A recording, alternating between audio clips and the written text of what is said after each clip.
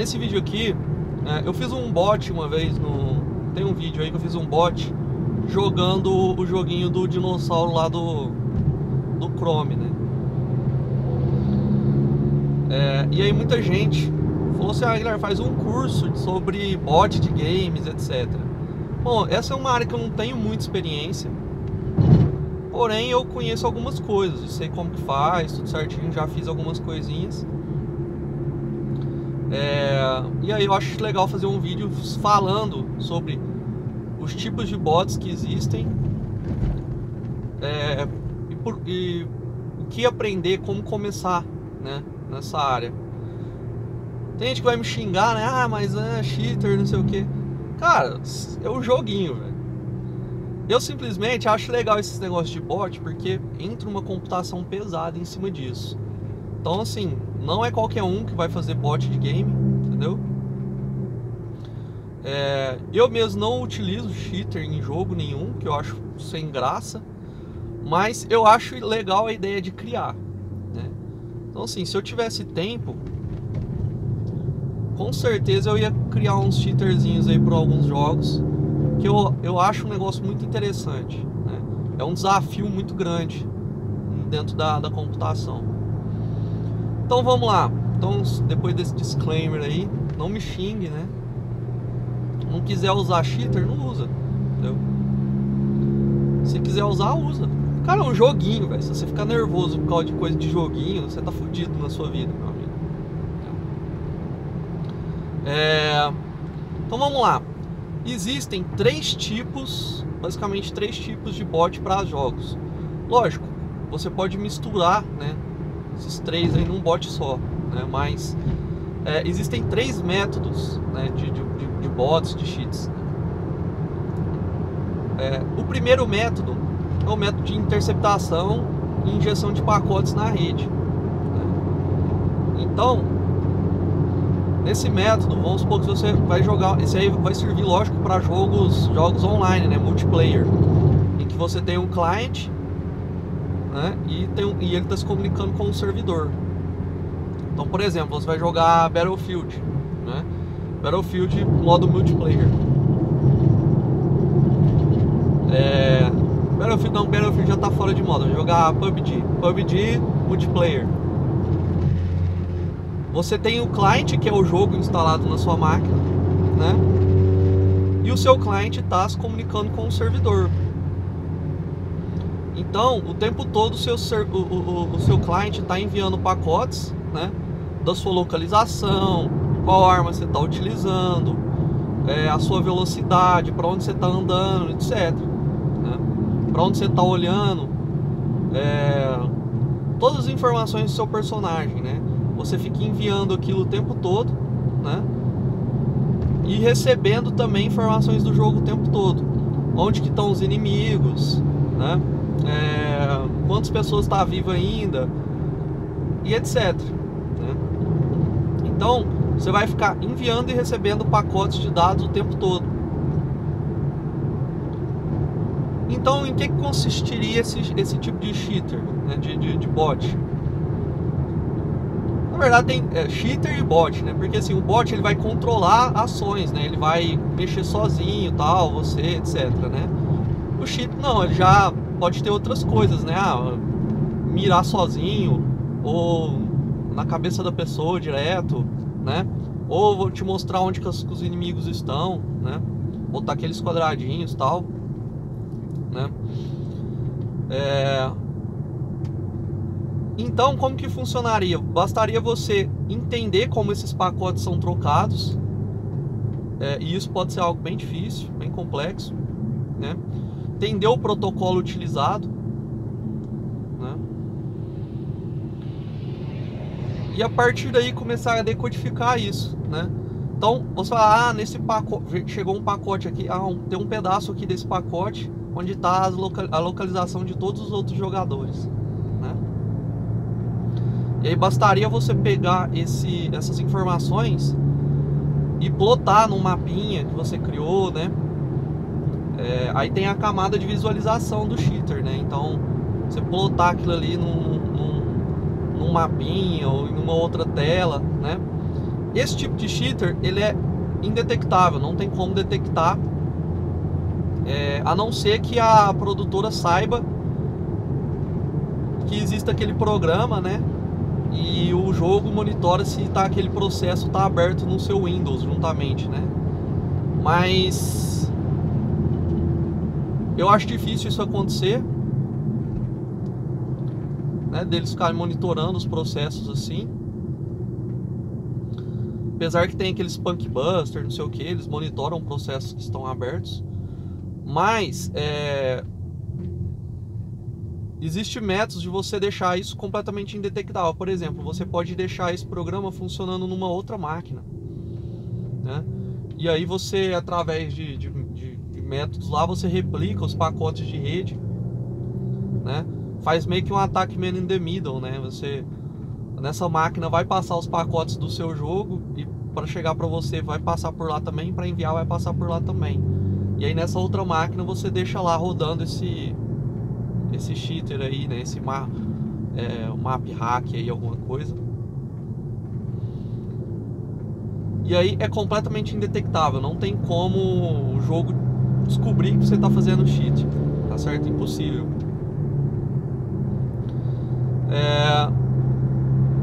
O outro método é o de reconhecimento por imagem. Esse método também é bem difícil de detectar. Como funcionaria isso? Basicamente é um programinha que vai ficar tirando fotos da sua tela, né? E ele vai reconhecer imagens e vai interagir com o jogo, né? A partir dali.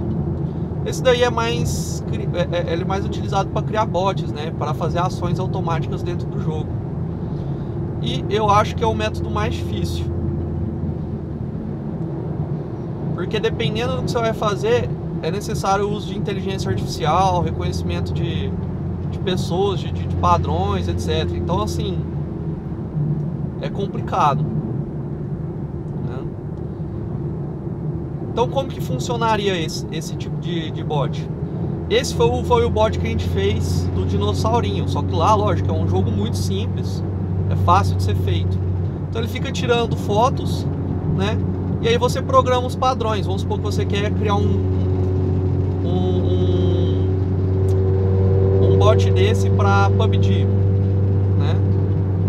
Seria complicadíssimo, cara, porque você teria que ensinar, né, seu bot a reconhecer personagens, ensinar ele a mirar, tudo isso inteligência artificial, ensinar ele a mirar, atirar na cabeça das pessoas, né? Então vai mirar melhor na cabeça. Ensinar ele a andar, saber o que é uma árvore, que ele não pode bater nela, etc, né? Saber o que é uma casa, o que é uma porta, o que é uma janela. E aí ele ir reconhecendo imagem, como se fosse uma pessoa mesmo. Ele vai andando e vai reconhecendo, né? Então assim, é um método mais difícil. Só que para joguinho simples, às vezes é o método indicado. Então, por exemplo, no joguinho do dinossauro, a única coisa que eu precisava saber era se estava vindo tinha uma árvore ou um passarinho, né? E eu ficava detectando um determinado pixel ali. Quando passava ali um passarinho, ou se não uma árvore, eu pulo. Então assim, é muito simples, né? Então nesse caso, o reconhecimento de imagem é o melhor, né, a ser feito.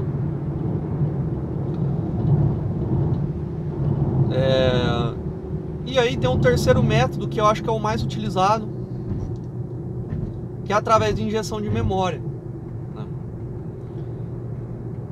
Então como que funciona? É basicamente um programa que vai lá na memória RAM, né, do seu computador. Tudo que está aberto no seu computador está aberto na memória RAM, né? Tudo do jogo está lá na memória RAM, né? E aí ele vai lá e identifica, né? Lógico, você tem que descobrir isso, né, através de engenharia reversa e tudo mais. Onde é que está sei lá, onde que está lá na memória a informação dos outros jogadores, onde que os jogadores estão, outros jogadores estão, né, no caso do PUBG. onde que eles estão e tudo mais. E aí você, através dessas coordenadas, você pode plotar isso na tela, né, através daqueles quadradinhos e tudo mais. E aí você consegue enxergar os caras onde eles estão no mapa, né? Só que muitas vezes, para você fazer isso, você tem que fazer uma injeção no processo do jogo, né? Isso daí pode ser detectado através de proteções internas do jogo. Então, assim, é o mais utilizado, é o que você vai mais encontrar por aí, né, na maioria desses jogos de tiro, né? Só que é o mais perigoso você utilizar, porque isso pode ser facilmente detectado, tá certo? E o que eu estudo? Bom, para criar essas coisas, primeiro você precisa saber programar muito bem. Então, assim, não adianta você querer, a primeira coisa que você vai fazer na sua vida é um bot para um jogo. Esquece. Primeiro aprende a programar, depois você vai mexer com isso, cara. Então, assim, não vai pular etapa, entendeu? Mesma coisa de um cara que não sabe dirigir, já querer pular direto pra Fórmula 1, entendeu? O cara nem tirou carta ainda, já quer dirigir a Fórmula 1, não. Você aprende a programar, né? Depois você vai criar bot para jogo, cara. Que eu te falei, não é um negócio fácil, não. Ainda mais se for um jogo complexo. Se for um jogo facinho, um joguinho só tem um comando, não tem muito segredo, né? Mas o que eu estudo? Então lá, para fazer o bot de injeção de manipulação de pacote de rede, nesse caso eu recomendo utilizar, você pode utilizar qualquer linguagem nesse caso. Eu recomendo utilizar Python, porque é uma linguagem mais fácil de você manipular pacote de rede, com certeza. Então, o que você precisa aprender? Programação para redes. No nosso curso Python para Pentesters, você aprende bastante isso, né? Lógico, não é voltado para criar bot de jogo, nem nada disso. Voltado para o hacking, né? Mas é a mesma coisa que você faz lá, manipular pacote de rede.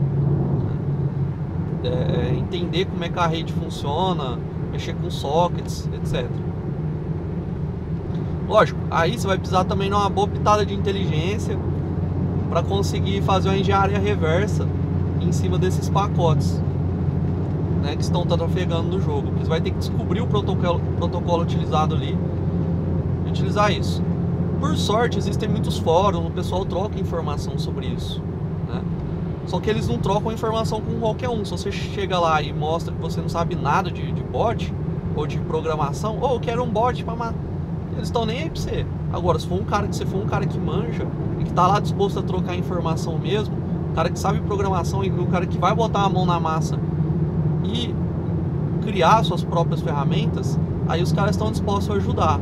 Então, assim, tem uma comunidade unida em torno disso daí, só que só pra quem é realmente sabe do negócio, entendeu? Ou tá querendo realmente saber sobre o negócio, não só sair aí utilizando isso nos joguinhos, porque os caras não querem saber das pessoas assim, né? Agora, o de reconhecimento de imagem, o que eu vou estudar? Primeiro, você vai ter que aprender a manipular imagens. Você pode fazer isso com qualquer linguagem de programação também. Eu recomendo Python, né? Porque no Python existem muitas bibliotecas de inteligência artificial. Então a gente vai chegar lá. Então você teria que aprender, né, a manipular imagem, tirar screenshot da tela e tudo mais. Eu ensino isso naquele joguinho do dinossauro, né? Só que no joguinho do dinossauro não tem inteligência artificial. Ele só detecta um determinado pixel lá, uma determinada cor. Se aparecer o pixel ali, o dinossaurinho pula. Nada demais. Apesar que você poderia fazer com inteligência artificial também. Só que aí se é um jogo, por exemplo, de tiro, complexo, 3D, né? Aí você já vai partir para o reconhecimento de imagem com inteligência artificial.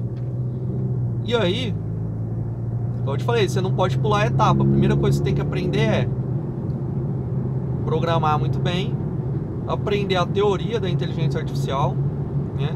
de todos os métodos que existem de reconhecimento de imagem, de padrões, né?